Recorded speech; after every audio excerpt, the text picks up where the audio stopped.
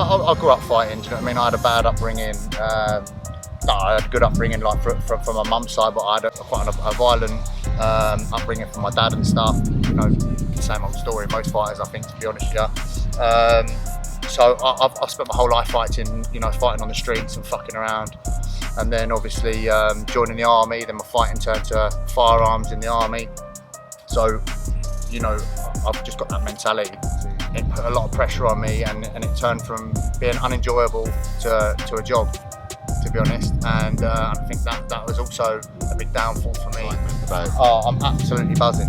I can't wait. Like, how many men do you know get a phone call and say, "Oh, do you want to fight in Wembley in 8 weeks?"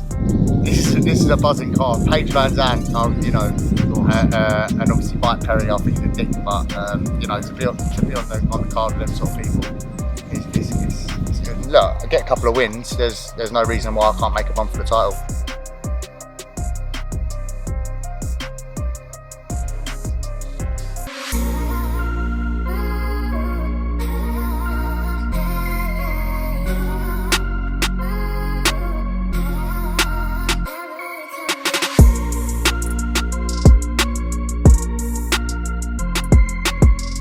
Welcome back to realnotguiltytv. Today, delighted to be in Windsor with former MMA 2-8 world champion and star Terry Brazier. Terry, how you doing, my friend? Yeah, good mate, good. So thank you very much for the opportunity. So obviously we're talking to you ahead of your debut on the Bareknuckle, the crazy Bareknuckle card, August 20th, the Bkfc. So I want to know a little bit about how you ended up fighting on this card and how the Bareknuckle stuff happened, obviously after retiring 2 years ago from the MMA. How did it come about? It's a bit of a funny one, really. So obviously I retired from MMA probably 18 months ago, not 2 years ago now, after a bad knockout, and I sort of, the health risks didn't outweigh the reward as such. So I sort of called it a day. Had a lot of time off, a lot of time to reflect. You know, put some time into my houses and stuff. Built a couple of houses. And then once they were completed, I was a bit bored, to be honest. And I was out in Portugal, living out in Portugal for a bit, and started training with my pal out there. Started getting in a bit of decent shape again. And the phone rung from Nick Chapman, who's a good friend of mine. I helped him train for his fight, his title years ago. And he's obviously doing Bkfc in Thailand. So anyway, he was like, "You up for a fight in London? I can get you on the London card." And I was like, "Why not?" It's something I've always wanted to do. There's no hiding, do you know what I mean? It's a proper fight, and it's something that I didn't really get to do in MMA because I am a grappler and I do like going to ground. I never sort of got that stand up and bang fight, do you know what I mean? I've always wanted, but this is the perfect opportunity. So yeah, I took them up on their offer. Indeed. So you did end up, like say, retiring 18 months ago. It's quite early age to retire. You're only 33 at the time, weren't you then? A couple of years ago, Yeah, 34. yeah.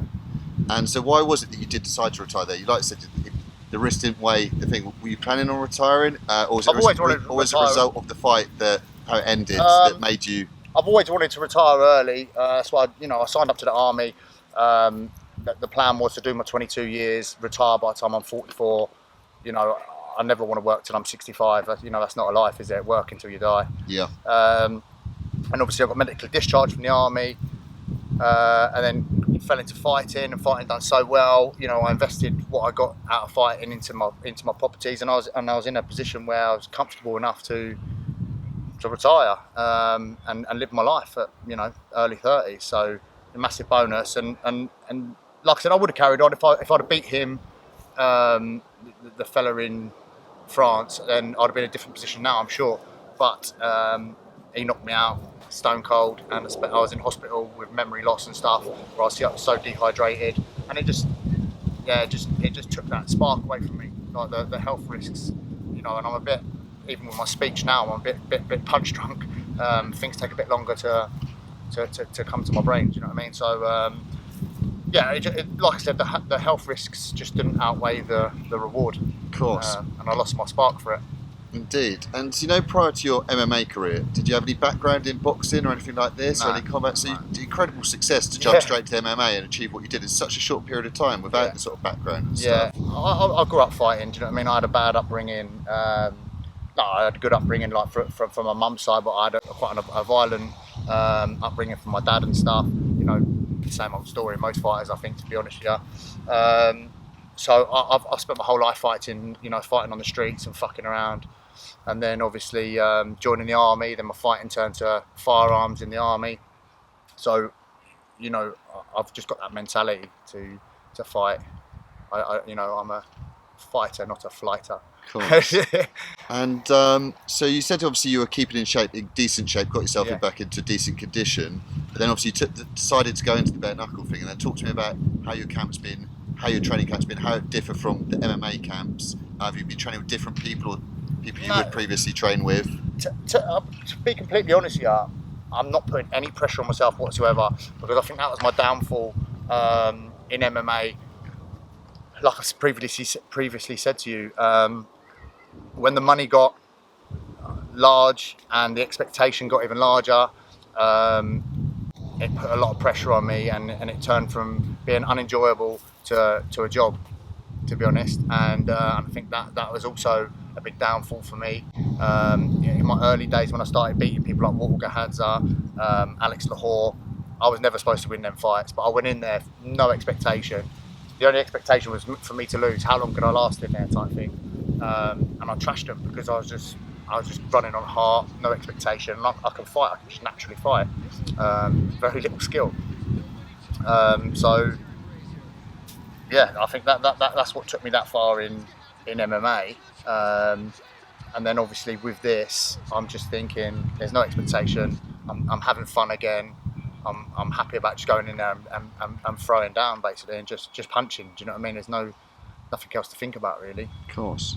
And so who have you been training with? And did you spend a little bit of time abroad? Because I know you liked to do that previously with the MMA in Thailand. No, I haven't. I literally just with my pal in Portugal. We were just doing just basic strength and conditioning and fitness. And then when I took the fight, I got hold of Rodriguez, which is Dylan White's boxing coach. So I started doing a few weeks with him out there, started to get the feel for it again. And then and my friend passed away, committed suicide a couple of weeks ago. So I actually come back to England a bit earlier. Rest in peace to it. So I come back to deal with that, and then jump back in with the boys that I've always been with from day one. Gregor and Adam Mamazinga, just jumped straight back in with them, and they've been padding me and coaching me. And like I said, there's no expectation. I know how to fight, you know, and it's just a case of getting my head in the right space, which it is, and being fit. And I'll fight anyone in the world in that condition. Indeed. And so what about sparring and stuff? You've been getting in with some good pro boxers or anything? Nah, listen, it's no boxing fight. It's not BKB, it's Bkfc, and there's a big difference. I'm not going to stand there and have a boxing fight with anyone. I'm going to go in there and fight. Do you know what I mean? Like, I'm going to bring it to them. I'm going to, you know, you can clinch, you can push. I can be a lot more physical than just boxing. Do you know what I mean? I'm not going to stand there and try and box with a boxer. Do you know what I mean? If that makes sense. But I've been sparring with the MMA boys that I used to spar with, that are good strikers.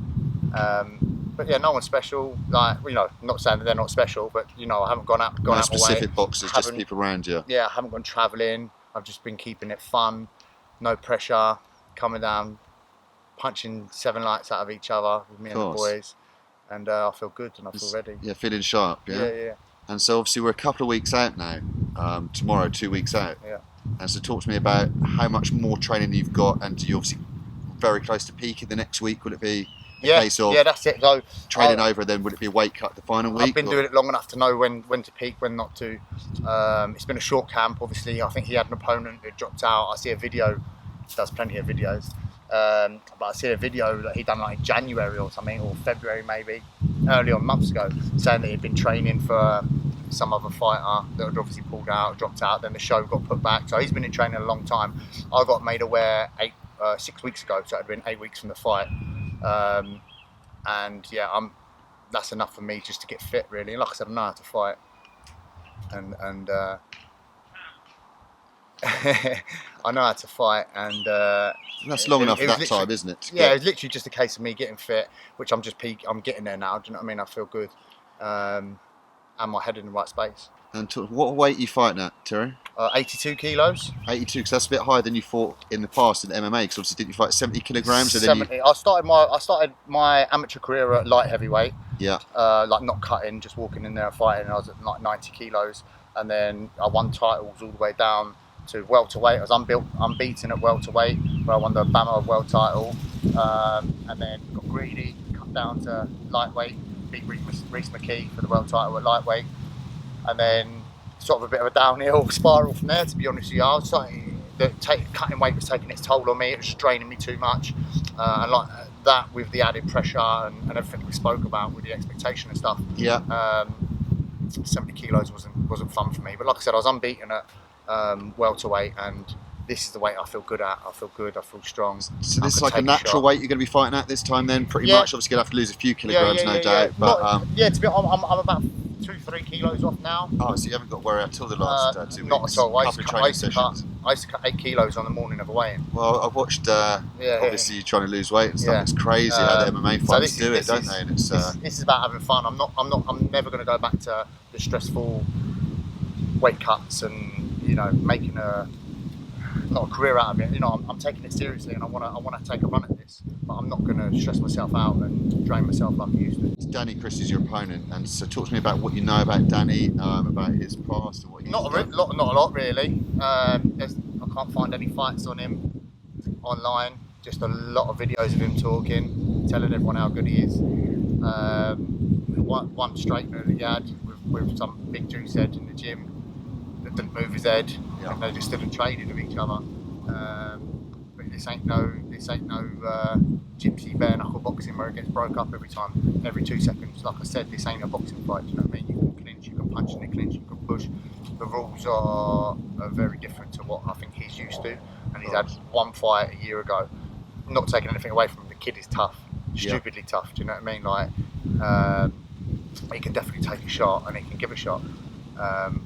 Whether he can handle being in an arena of 10,000 people with a pro athlete, then we're going to see. Do you know what I mean? We'll find out. But of course, he's been respectful to me, so I won't take anything away from him. But like I said, I'm not interested in what he can do. What he could drop out tomorrow. He could get injured tomorrow, and they pass me on to some next man, and I'll be happy to fight them. I'm not interested in what they can do.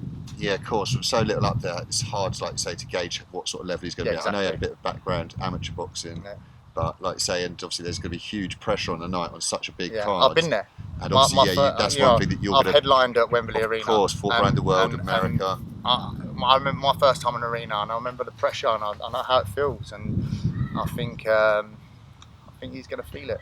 100% you'd have thought so, wouldn't you, having never been there before? And talk to me, for you it must be, obviously there must be nerves, but just a massive excitement about... Oh, I'm absolutely buzzing. I can't wait. Like, how many men do you know get a phone call and say, oh, do you want to fight in Wembley in 8 weeks? Do you know what I mean? So what a card as well. It's an unbelievable card. It's I absolutely love it. The best combat card, like whether MMA, boxing or bare knuckles, the best card I've seen in so long. It's a night for the Londoners. I'm telling you, it's a night for the Londoners. It's absolutely insane. So like you said earlier, I know you're not trying to put too much pressure on yourself, but what are your expectations sort of after the fight? Have you signed a free fight contract with I've signed a multi-fight contract, yeah. Exactly, so there is going to be more. And would you like the chance to go back out to America? Fight out there, for obviously? Sure. Yeah. I'm all about that. I'm all about any opportunity that comes is a good opportunity, right? Yeah, absolutely. And but talk to me about, obviously, you achieved so much in the MMA. You retired early. You're still only 35 now. Any chance of you getting back into MMA stuff at all? No. No, just outright no.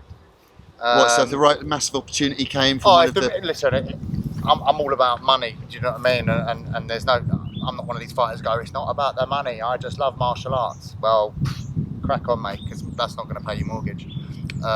If I got the right pay packet, the right contract landed on my desk, and then I'll take it. But I'm not interested in training 4 or 5 hours a day, 4 or 5 different disciplines. That being said, the amount of work I put in with my striking, I wish I could strike this good then. Previously, do you know what I mean? With my MMA, and I think I'd have done a lot better. But I'm happy where I am now. Bkfc are making waves, and I think there's whispers of the TV deals and that they're getting. So I'm happy to stick with them, and I'd like to make a run. Look, I get a couple of wins. There's no reason why I can't make a run for the title. Yeah, and so who is the champion? Do you know? I don't even know. No. Because it is a fairly new thing, but it's such a massive platform that is just going. It's huge. Obviously, to Europe, it's new. I think this is their 27th show. Smashing it in America. I only got made aware of it because obviously Jake Boswick fights on there, and obviously he's a Londoner, so I've like watched his fights and support him. And I remember thinking, he's a savage for doing it. And then obviously when I got the phone call, I was like, yeah. Yeah, no, it looks insane. I mean, I've watched their sort of progress throughout their shows and stuff. And they've chosen the right sort of people along the way. Old boxers. I think this is probably one of their biggest shows. It looks massive, doesn't it? Yeah, look, their card is amazing. Absolutely, you know what I mean? crazy. I don't fanboy at all. Like, listen, I've been in Vegas drinking with Nate Diaz, and you know what I mean. I don't fanboy people at all. But like, this is a buzzing card. Paige Van Zandt, you know, and obviously Mike Perry. I think he's a dick, but you know, to be on the card with them sort of people. It's good. Indeed. And so in the main event, MVP versus Mike Perry, who do you think is going to MVP? Too sharp. Going with your fellow, obviously, London. Yeah, it's a night for the Londoners. Yeah, 100%. Obviously it's his debut as well, isn't it? Coming out of. But he can box. Yeah, he's done the it. Man can move, and he's too sharp, and Mike Perry's too wild. Indeed. I think he's going to come unstuck. Well, obviously, I'd like to thank you massively for the opportunity to come meet you today. Is there anyone you want to give shout outs to? Any of your coach or your team or anything? Obviously, GK1 Striking, Gregor. You know, one phone call. I flew back to England, one phone call, and he dropped everything for me, and you know, been coaching me every day. Adam Amazinger, Rodriguez over in Portugal, and my sponsors, Paul's Battalion, which is a support network for veterans in need. So yeah, big shout out to them. Indeed. And tell us your social media. That's just I changed it because I got hacked. It's a funny story actually. My Instagram got taken over by some Nigerian for a few weeks. That's all those dodgy porn sites you're looking at. All the guys you messaging back. The links you're clicking on. I don't watch porn. No, but it's I think it's like TT Champ. Well, the link's going to be below, TT guys. Champ. The link is going to be below. Yeah. But like I said, massively big thank you again, and a pleasure to meet you. And at some point, obviously after your fight, you've touched on some of the army stuff, and I would like to sit down and do a real in-depth couple of hour interview of you, where we can sort of touch on all your life, your childhood, what led you into the army, and that would be fantastic. But prior to that, I would like to wish you best of luck for August 20th. We'll be supporting you, and really looking forward to it. Nice one.